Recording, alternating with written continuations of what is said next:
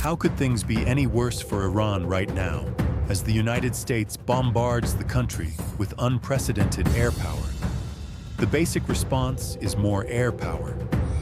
Something enormous has entered the Mediterranean as the third U.S. aircraft carrier closes in on Iran. This is a triple danger as the U.S. goes all in with a big surprise for the Iranian regime.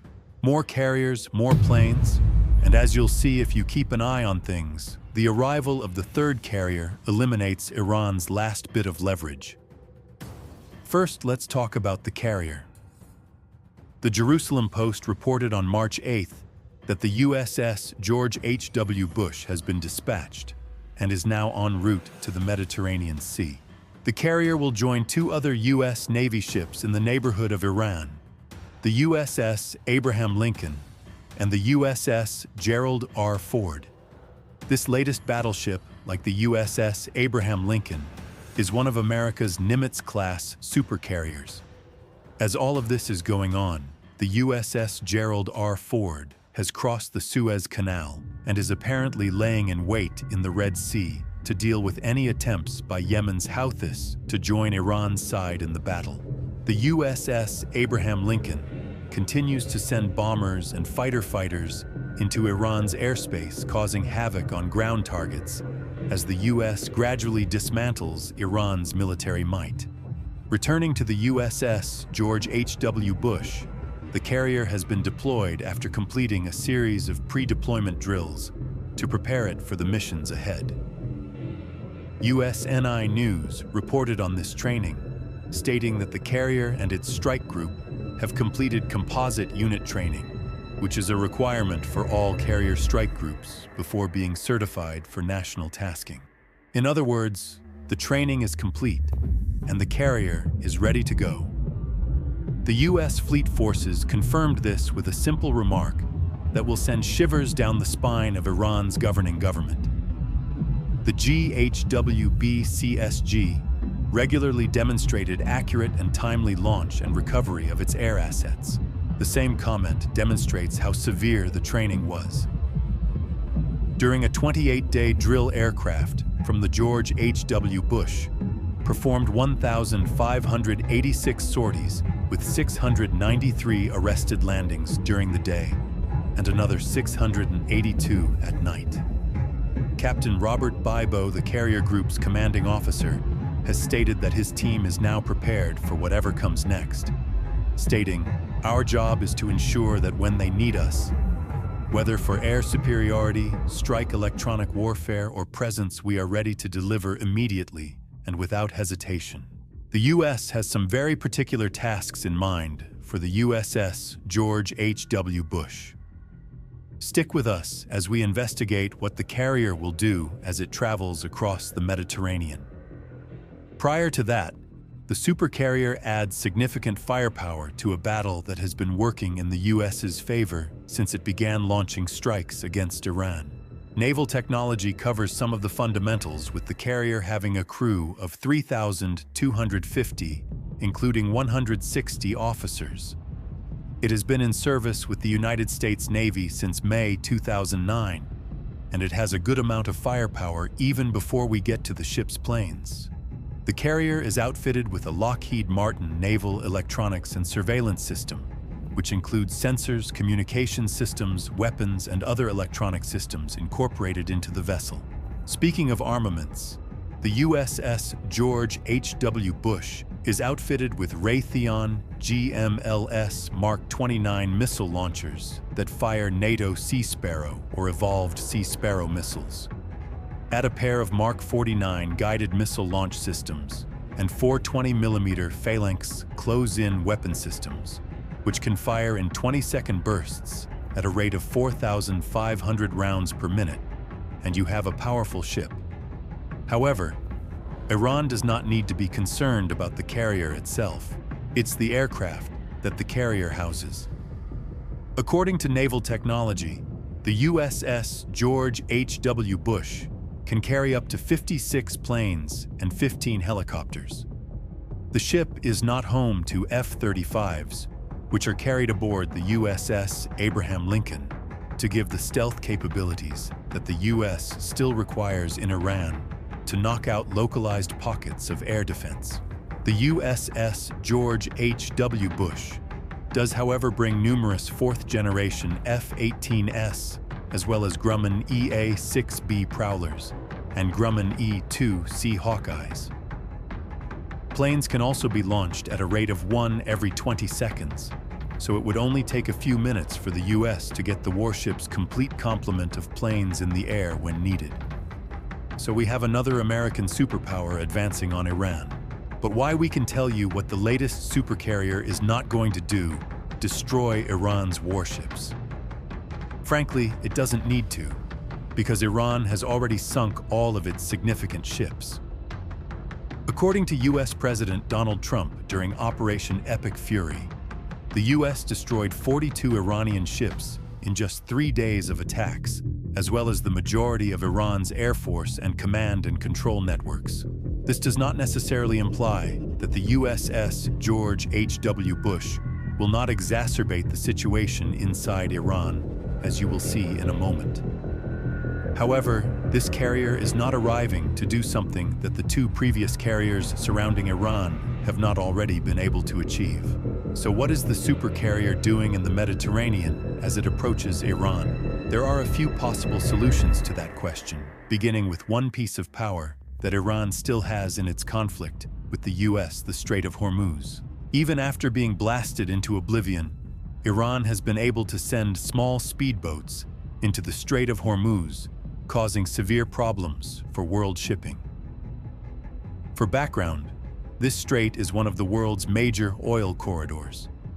According to the BBC, Iran has already stated that it will set fire to any ships attempting to travel through the Strait of Hormuz, while its war with the United States and Israel continues, which is problematic because the strait transports approximately 20% of the world's seaborne gas and oil. Even though its navy has been practically destroyed, Iran's drones and swift boats continue to pose a threat in this tiny river. The Strait of Hormuz, which is barely 50 kilometers 31 miles wide at its entrance and exit, provides a natural choke point that Iran can use to carry out its threats. This means that the 3,000 ships that travel through the strait each month are mostly at a halt. This equates to billions of dollars in stopped cargo. According to the BBC, almost 20 million barrels will transit through this one waterway in 2025, accounting for nearly $600 billion in oil trade. Iran understands that it cannot harm the US military, but it can strike at the pockets of dozens of countries with this single piece of power. Enter the USS George H.W. Bush. As Max Afterburner points out in his analysis of the USS George H.W. Bush's route, it appears that the supercarrier will serve as an escort ship for commercial vessels seeking to transit through the Strait of Hormuz. Iran's primary naval force is currently comprised of these quick attack boats, which explode as soon as they come into contact with a carrier. In other words, when the boats approach something they perceive to be a threat, they launch small swarms of drones, which is where America's most recent carrier deployment comes into play. So now that you have that issue having that third carrier strike group, there will allow you to escort commercial shipping through and defend it from drones that can launch from these various naval assets, according to Afterburner. This means that the US may now have 2 of its carriers circling Iran, which translates to bombing Iran with even more weaponry, while one focuses on maintaining the Strait of Hormuz open so that shipping via the waterway can resume. This is a good move by the US. It's a means for the country to counter criticism about the significant increase in oil prices, which has resulted in a stock market downturn prompted by Iran's use of its final piece of leverage. If the Strait of Hormuz is reopened, oil prices will hopefully fall below the $100 to $120 per barrel indicated by the BBC on March 9th. A little firepower-based diplomacy, if you will help the US to continue its campaign in Iran while avoiding oil-related pressures. However, the USS George H.W. Bush can do much more than only guard the Strait of Hormuz. Before we get into that, this is Drone Frontline, and we bring you the whole story, not just the headlines. Subscribe if you haven't already to stay ahead of the curve.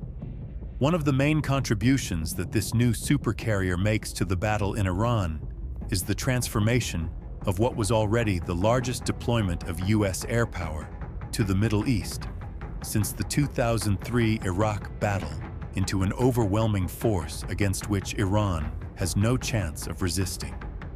Berner states in his analysis that this triple carrier punch, one of the largest concentrations of American naval air power in history, combined with the massive amount of hundreds of Air Force fighter jets and bombers in the region, means overwhelming strike capability raining down on Iran's missile sites, command bunkers, and what remains of their navy at this point. That's not good for Iran. The landing of the USS George H.W. Bush in the Mediterranean indicates that the United States has the potential to establish new military bases in areas where they do not now exist. Iran's approach has included striking U.S. bases in the Gulf region, which is a desperate move, as we'll explain later. However, with aircraft carriers, the U.S. has what are effectively movable bases laden with defenses that Iran finds far more difficult to penetrate. A third American carrier landing in Iran creates yet another movable target, capable of launching massive amounts of air power at a country whose war-fighting capacity has already been reduced to near non-existence. Let's return to Berner's comments on overwhelming striking capacity. Iran will believe it has already dealt with the issue.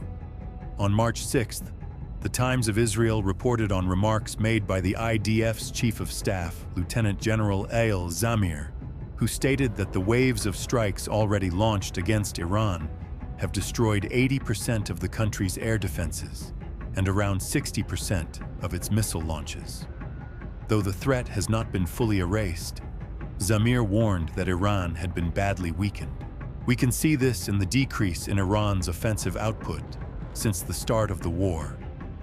What began as an attempt to project power through drone and missile launches has declined dramatically. According to Admiral Brad Cooper, who heads U.S. troops in the Middle East, Iran's drone launches have decreased by 83% by March 5th compared to the first day of the battle. Ballistic missile launches had dropped even more by 90%, supporting Zamir's accusations that the U.S. and Israel had been gradually weakening Iran's ability to respond.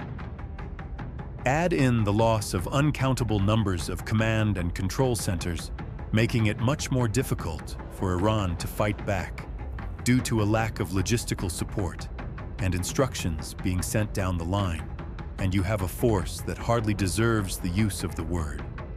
Iran will wonder how things could get any worse than they already are. The USS George H.W. Bush supplies an answer. Beyond removing Iran's leverage in the Strait of Hormuz, the advent of this carrier in the Mediterranean amounts to the United States removing the gloves, as Berner contends. He adds that we are now into Phase 2 of the U.S. strategy for Iran, following a disastrous first week that has already destroyed the country. With a third carrier in play, the United States is preparing for a long day by allowing itself to rotate and rest. The configuration improves the U.S.'s capacity to rotate in assets and keep these fighter jet waves fresh, as more than 3,000 targets have been attacked so far in the battle, Berner claims. Keep that number in mind. We'll get back to it soon.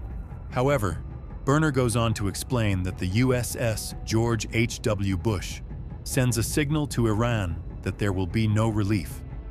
The United States is addressing pilot burnout and fighter jet maintenance needs by introducing a third carrier. At least 2 carriers may now concentrate on attacking Iran in the Strait of Hormuz, while the carrier that has been moved out is handling repairs and other concerns. As soon as the rotating carrier is ready, it returns to the game, either increasing the firepower of the 2 carriers already in play or allowing another carrier to switch out. Trump has already stated that he expects the conflict in Iran to take 4 to 5 weeks and possibly much longer. Bringing another supercarrier and its air power into the fight is how the US ensures that it can maintain the amount of pressure it has imposed on Iran thus far, and the US is capable of doing so. We previously mentioned that the USS George H.W. Bush does not carry F-35s. The majority of its fighter jets are F-18, which are not stealthy.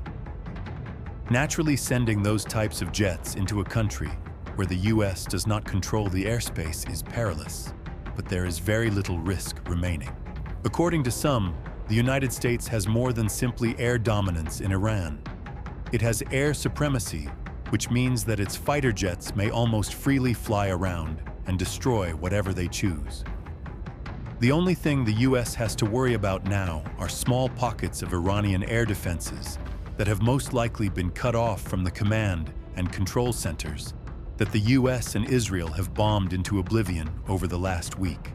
Former Commander of the United States, Central Command Commander David Petraeus confirms this, telling The Hill, "We're not particularly concerned about Iran's air and ballistic defense at this time. As long as you stay above heavy machine gun range, you can simply heap it on." Air superiority has been gained, he claims. Thus, the presence of the USS George H.W. Bush makes perfect sense. The United States does not need any more F-35s than it presently has. The jets that have already been deployed can carry out a stealthy attack on Iran's remaining air defenses. That will leave the latest carrier group, which has arrived to strike targets in Iran via the Strait of Hormuz, with fourth-generation aircraft. This tiered technique of stealth first and sledgehammer afterward resulted in the figure we requested you to remember before. Do you recall it? The United States has carried out almost 3,000 attacks thus far, and according to Afterburner, the arrival of the USS George H.W. Bush in the Mediterranean could result in thousands more in the near future. And that figure is likely to rise or quadruple in the next week or so, according to Afterburner, adding that this will keep the regime under constant strain. The mention of Iran's dictatorship gets us to the video's final question: what happens next? Right now, Iran is doing everything it can to get out of the mess it's in, but there are definitely internal divisions at work, causing its replies to be mishandled and unclear. On March 8th, Al Jazeera claimed that Iran's President Masoud Pezeshkian apologized to neighboring Gulf governments for bombing them in retaliation to Operation Epic Fury. As feeble an attempt as this may have been to gain favor with nations that Iran has tried to coerce for years, the apology was effectively withdrawn hours later as Iran attacked targets in Kuwait, Bahrain, and the United Arab Emirates, among others. Right now, it appears that Iran does not know what is going on, and with the appointment of former Supreme Leader Ali Khamenei's second son, Muaithaba Khamenei, as the country's new Supreme Leader, it appears that fanatical devotion to the regime will continue to be demanded, if not achieved. Trump has already termed the appointment unacceptable, implying that the US will continue to attack Iran hard.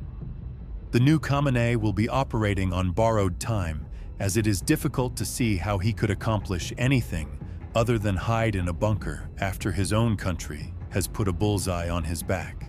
Iran's ruling system is clearly in disarray right now. The United States will just continue to exist. Trump claims that he wants nothing less than full capitulation from Iran's regime, and Bloomberg adds that the US president appears to have abandoned interest in providing Iran a nuclear deal as an exit strategy. The opportunity to strike that deal looks to have passed, and it is evident that the United States intends to exert significant influence over Iran's future trajectory. Following that, and the election of a great and acceptable leader, we and many of our wonderful and very brave allies and partners will work tirelessly to bring Iran back from the brink of destruction, making it economically bigger, better, and stronger than ever before, Trump declared in a March 6th Truth Social post, outlining his plans once Iran's regime falls. So the landing of the USS George H.W. Bush in the Mediterranean serves as a signal. Iran still hasn't received it. The United States will continue to bomb and is increasing its military to be increasingly powerful. Right now, it appears like Iran's regime's only option is to step aside and allow the United States to effect change in the country. Until that happens, the fourth-generation fighters on the new supercarrier that the US has sent Iran's way will strike hard and quickly ripping away everything Iran thought it might employ to win this war. Russian President Vladimir Putin will be viewing these events with great dismay. He has been shivering in his boots since the rallies that prompted everything we see today in Iran began. And there is a good reason for that. If you want to know why, watch our video where we explain. And if you enjoyed this video, please subscribe to Drone Frontline so you don't miss out on our coverage of the US and its conflict with Iran. Thank you for watching.